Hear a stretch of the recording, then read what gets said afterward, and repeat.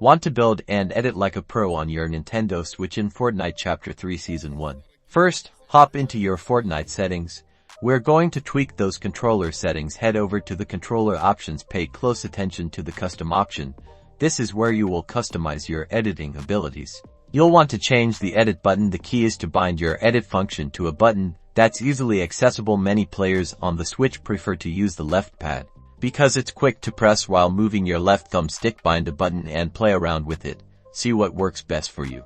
Now, reaction time is vital. Go to the settings and lower your dead zone as low as you can go without stick drift. This will make your movements register quicker. Scroll down until you see building and make sure that confirm edit on release is turned on. This setting drastically speeds up your edits by confirming the edit as soon as you release the button.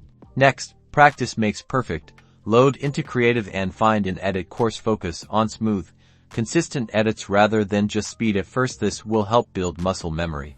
Compare your gameplay to your old one.